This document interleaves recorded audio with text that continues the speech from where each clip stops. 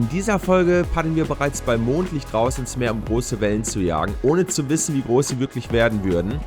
Hatten wir das Ganze unterschätzt und würden wir trotzdem ein paar gute Wellen hier surfen können? Das alles erlebt ihr jetzt in dieser Folge.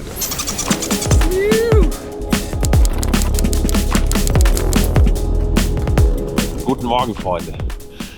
Herzlich willkommen zu einer neuen Folge auf meinem Kanal, auf dem wir zusammen surfen gehen. Wir sind wieder unterwegs, es ist noch komplett finster. Ich ziehe mich gerade um. Es ist auch eiskalt, es hat nur 7 Grad.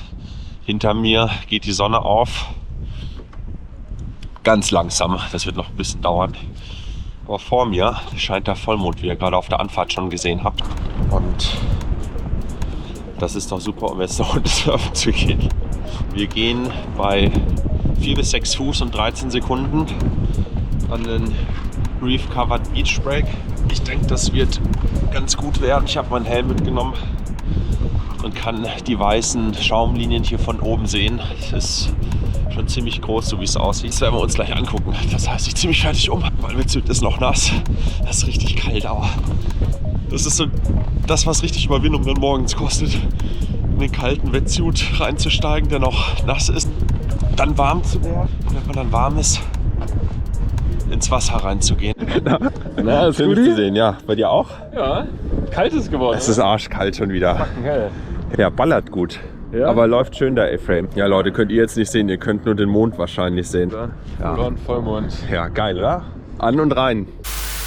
Freunde, wir sind unten am Wasser angekommen. Es ist immer noch ziemlich düster. Man kann jetzt schon ein bisschen was erkennen. Da hinten wunderschön der Mond. Wir paddeln jetzt einfach mal langsam raus und dann hoffen wir, dass das Licht ein bisschen mehr ist, damit ihr vor allem was sehen könnt.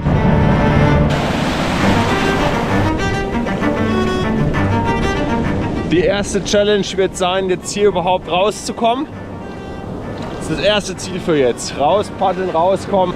Und dann kommt das nächste Ziel, aber erstmal eins nach dem anderen. So ist es und es hat sich direkt gezeigt, dass beim Rauspaddeln ordentlich Energie im Wasser war. Wir wurden da schon richtig durchgewaschen.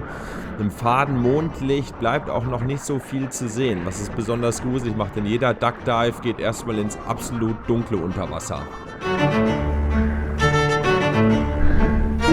Wir haben es geschafft. Erstes Ziel erreicht, das zweite Ziel schön. Eine richtig schöne Welle hier zu surfen. Das sind aber noch nicht die Setwellen. Die Setwellen brechen ein ganzes Stück weiter draußen. Da hinten gerade. Ja, guck mal da hinten. Nee. Moin. Hi. Andi hatte im ersten Dämmerlicht direkt Glück, eine ordentliche Bombe zu bekommen, die richtig schön lange lief, offen blieb und eine richtig schöne, schnelle, steile Wand hatte. Bei so überdurchschnittlich großen Perioden braucht es immer ein bisschen, bis die richtig großen Wellen kommen, aber sie kommen und räumen dann ordentlich ab und hier wieder in die absolute Dunkelheit. Die Welle erfordert bei der Größe die ganze Kraft, die man aufbringen kann, um rein zu paddeln, es in die Welle reinzuschaffen. Wenn man dann allerdings drin ist, dann stellt sie sich richtig auf und hatte immer wieder sehr schnelle, steile Sections, bei denen man sich dann immer ganz schnell überlegen muss, ob man die nimmt oder rauszieht, weil sie über eine sehr flache Sandbank brechen und zusammenschlagen.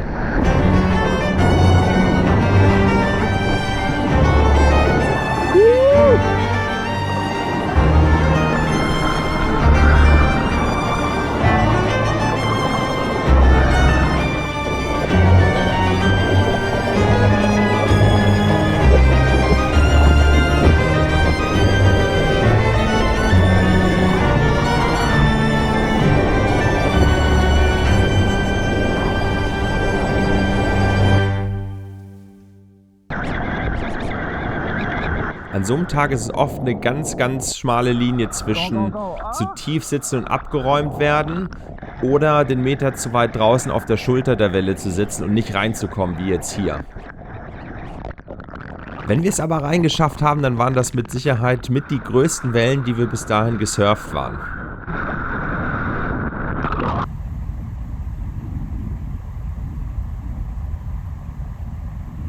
Und gleichzeitig natürlich auch die größten Wellen, von denen wir bis dato abgeräumt worden sind.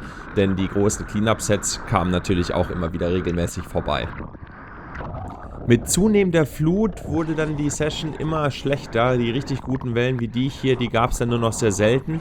Die Crowd war inzwischen auch angekommen, weil sich rumgesprochen hatte, dass es ganz gut doch funktioniert, obwohl es so groß war. Und so haben wir uns dann entschlossen, die Session für den Tag zu beenden. Das heißt aber nicht, dass die Folge vorbei ist, denn der nächste Tag ging genauso weiter.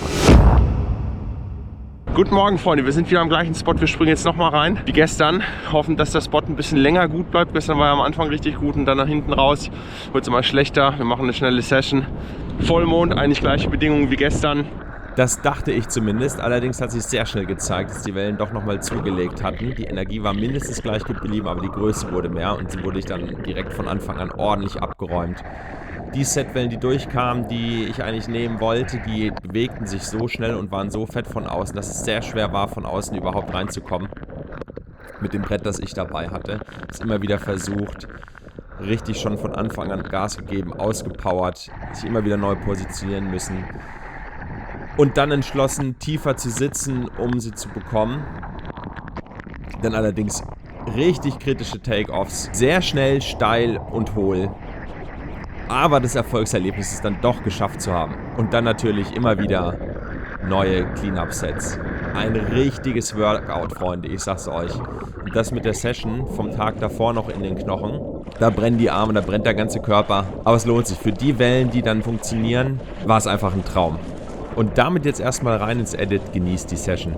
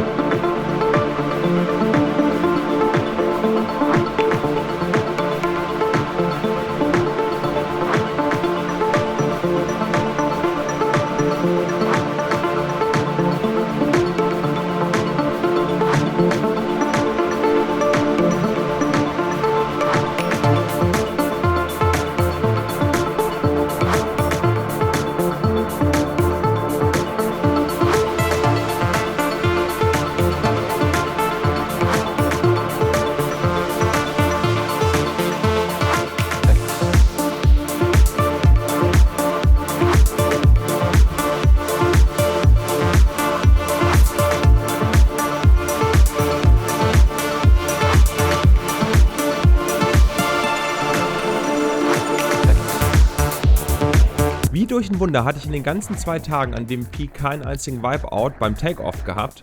Dann einen zu haben an dem Peak bedeutete, am Anfang von einem Set direkt in der Impact Zone zu sitzen und eine nach der anderen auf den Kopf zu bekommen. Sich danach wieder richtig zu positionieren und wieder raus zu paddeln, nachdem man komplett reingespült wurde, war nochmal eine ganz eigene Aufgabe für sich nach 2 Tagen diese Welle surfen.